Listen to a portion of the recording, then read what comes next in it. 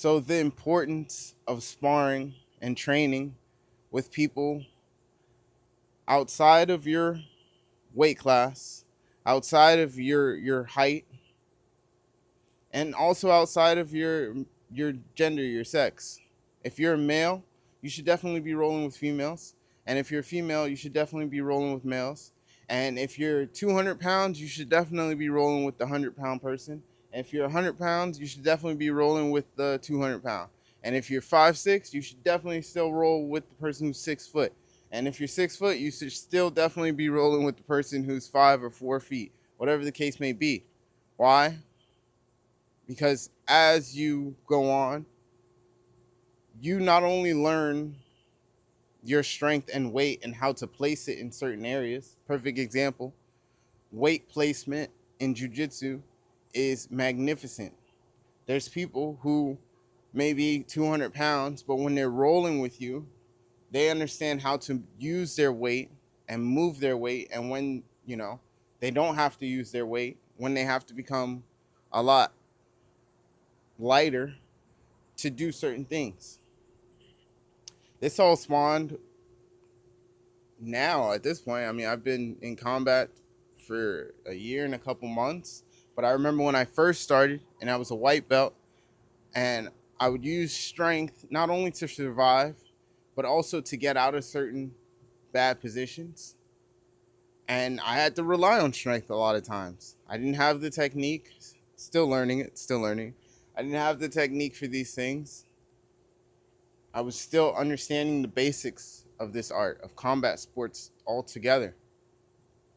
And I remember a thought that I had was when I was watching a blue belt roll. It was a male and a female. And I thought to myself, he could easily beat her. He could easily use strength to get out of any and every position.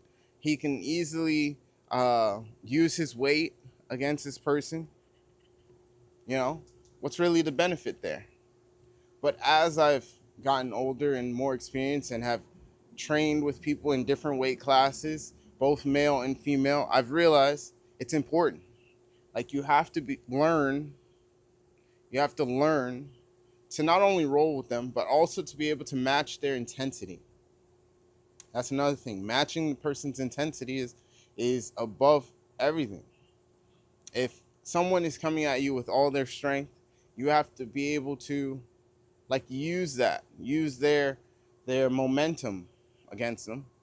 If they're heavier set, you have to understand how not to end up on the bottom, how not to end up underneath them, you know, pushed, getting pushed around at that point.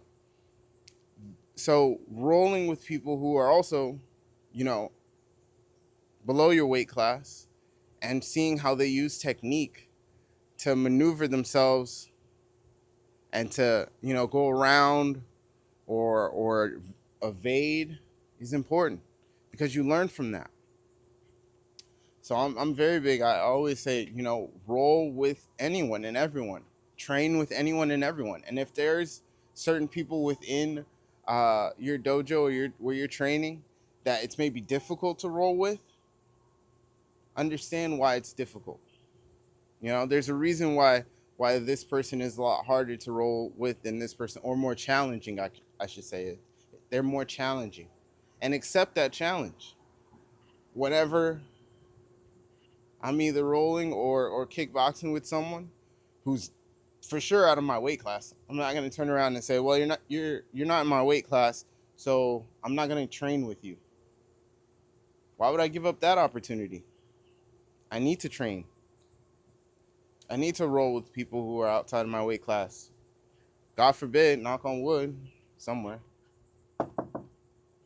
If you're in a situation wherever and someone's trying to hurt you, you're not going to sit back and say, "Whoa, whoa, whoa, you're not in my weight class, so we can't do this." No, you have to face that challenge head on, regardless of who they are.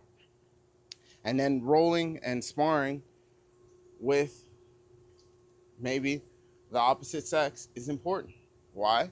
Because again, you don't have a choice of who's going to assault you or attack you in life.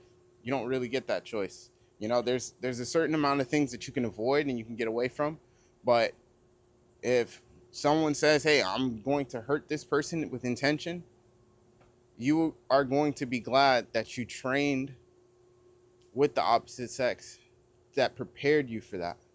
And then it also teaches you, okay, this is what it feels like to roll with this type of person. This is what it feels like to spar with this, to fight with this type of person. Now you're more prepared. You know, mentally you're more prepared if you see someone and you're like, oh, this person might just be a threat. Okay, they're about 200 pounds. This is what I need to do, right? If I'm used to rolling with someone who's 300 pounds and I know for a fact I cannot allow them to do a takedown and then get on top of me and lay all their weight on me, I'm going to be very cognizant of that. If I ever come across someone who's in that weight class and they're trying to fight, I'm not going to let them do a takedown. That's not happening. Matter of fact, I'm going to do everything in my power to keep distance because I know where this could go. So, again, roll with everyone, accept every challenge that comes at you in training or dojos. You know, don't try to dodge maybe the person that you're like, hey, this person's really difficult. This person's really hard to roll with. I don't really like to roll with this person because, you know, I lose or they won't take it easy on me. Because guess what? They're preparing you for someone out here in this world who's not going to take it easy on you.